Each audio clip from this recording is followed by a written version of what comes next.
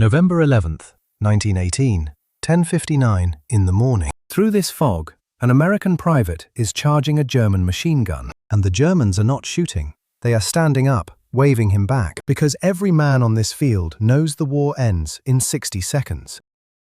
The armistice was signed hours ago.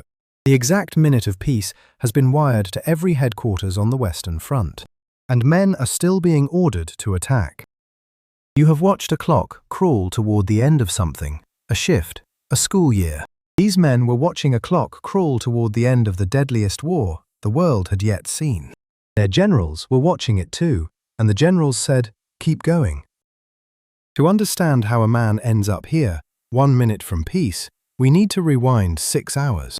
And I promise you, every part of this is real.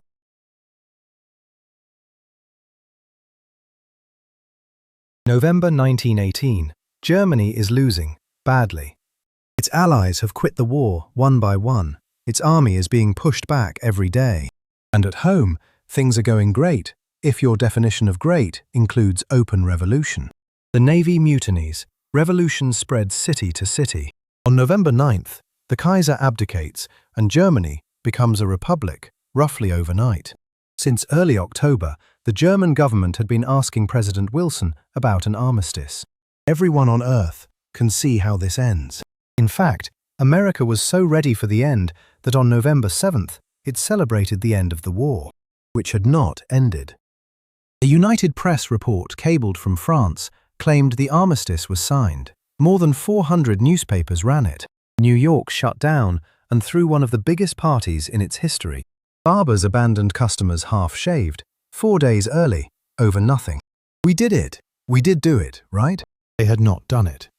The real signing was still days away, in a forest in France, inside one very specific train car.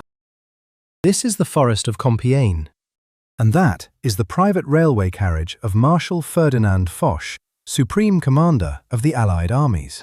Remember this carriage. It comes back at the end of this video in the worst way possible.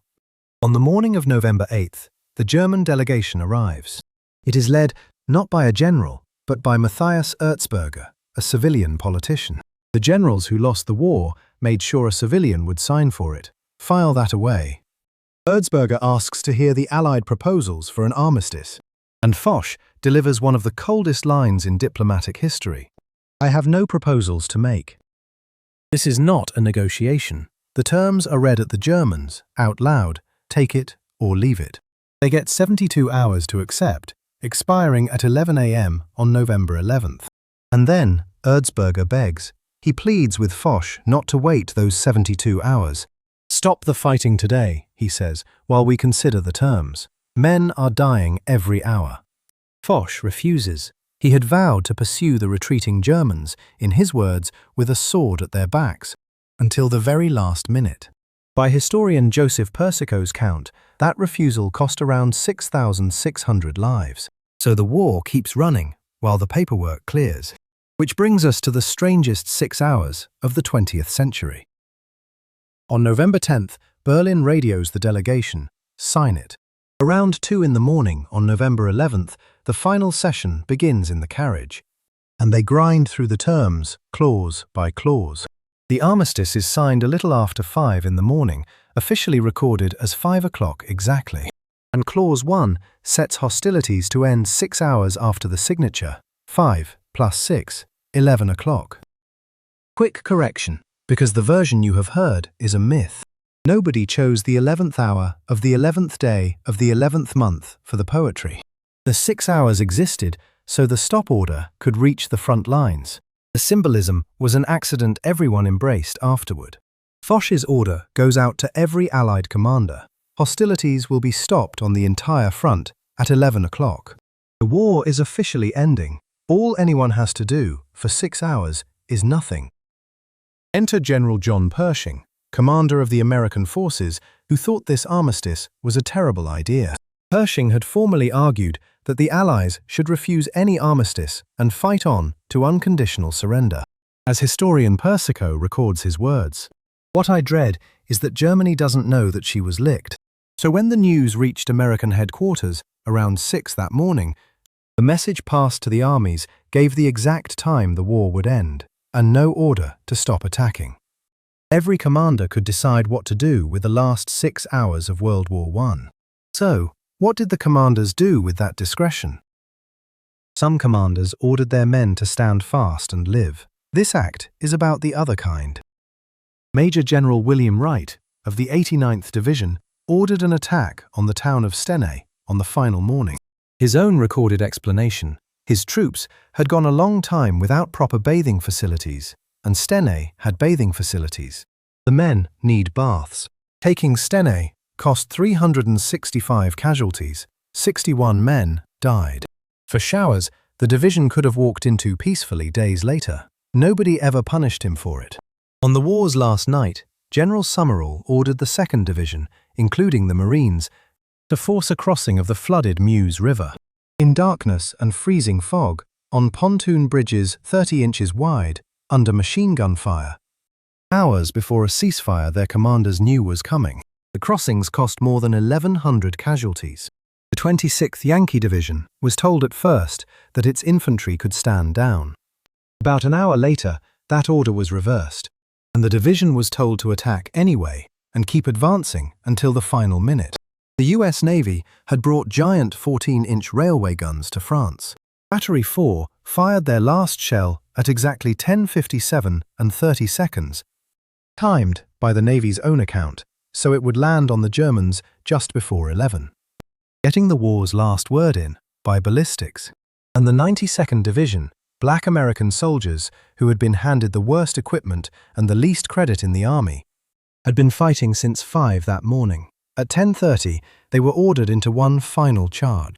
Their own general later called it an absolutely needless waste of life, and said his men took no part in any celebration of the armistice.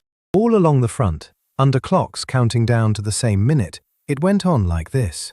And the closer 11 o'clock came, the worse it got. George Edwin Ellison was a 40-year-old coal miner from Leeds. He fought at Mons in August 1914, in Britain's first battle of the war, and he survived everything that came after, all 4 years of it. At about 9:30 on the last morning, on the outskirts of Mons, where his war began, a sniper killed him. He was the last British soldier to die in the war. His son turned 5 days later. Ellison is buried at St. Symphorien Cemetery, his headstone facing the grave of John Parr, a 17-year-old who lied about his age and became the first British soldier killed. 7 yards apart. Nobody planned that. Augustin Trébuchon was a shepherd from southern France. He volunteered in the first week of the war and served 4 years as a runner through Verdun and the Somme.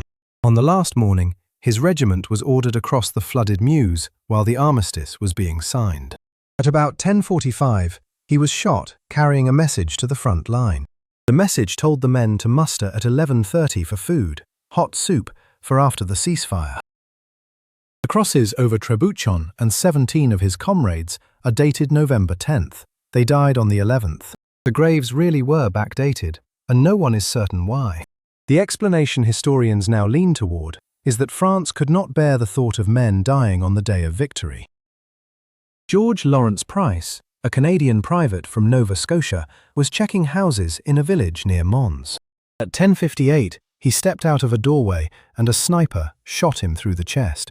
A Belgian nurse ran to help him. He died 2 minutes before the armistice took effect. Which brings us back to the fog. Henry Gunther was 23, a bank clerk from Baltimore, a German-American. He was a supply sergeant until army censors read a letter home, telling a friend how bad the front really was and to stay out of the war. They demoted him to private. He spent his last weeks volunteering for the most dangerous duty he could find, trying to win his stripes back. At 10:59, near Chaumont-devant-Damvillers, Gunther charged a German machine gun crew through the fog. His sergeant screamed at him to stop. The Germans waved him away. They did not want to kill a man 60 seconds before peace. He kept coming, a short burst. Henry Gunther died instantly at 10:59 a.m., 1 minute before the end, the last soldier killed in combat in World War I. The army gave him his sergeant's stripes back after he was dead, along with the Distinguished Service Cross. His fiancée, Olga, never married. At 11 o'clock, the guns stopped. The Western Front went quiet for the first time in 4 years. And while Gunther was charging through the fog, the celebrating had already begun. London had known since about 10:30. Paris was ringing its bells. New York was filling the streets again. Historian Joseph Persico's count for the final day, roughly 11,000 casualties on all sides, about 2,738 of them dead, more casualties than D-Day. On a morning when the war was already over on paper, and every headquarters knew the minute it would stop, and by one account, the last man of all died after 11. A German officer, Lieutenant Thomas, walked toward American lines to offer them a house his men were vacating. Nobody had told those Americans the war was over. They shot him. Congress wanted answers. A House subcommittee, chaired by Representative Royal Johnson, a decorated veteran himself, investigated. Pershing's own operations chief conceded that a stand-fast order would not have jeopardized American forces. Johnson drafted the phrase, "needless slaughter." The final report softened it. No one was ever punished. 3 footnotes. In East Africa, the German general Leto Vorbeck had no idea any of this had happened. Undefeated, he captured a town 2 days after the armistice and only surrendered on November 25th. Second, the armistice was a ceasefire, not a surrender. It was renewed 3 times until the Treaty of Versailles, and German troops marched home in formation. Germany got to tell itself it had never really been beaten, which is exactly what Pershing said he dreaded. And third, Matthias Erzberger, the civilian who signed so the generals would not have to, was branded a traitor at home. In 1921, German ultranationalists assassinated him. As for the carriage, in 1940, after conquering France, Hitler had carriage 2419D dragged out of its museum and placed on the exact same spot in the Compiègne forest, so France would have to sign its surrender in the same seats. Told you it came back in the worst way possible. If you want the strangest true stories of the world wars, subscribe. Next time, the one time American and German soldiers fought on the same side, defending a castle together in the final days of World War II.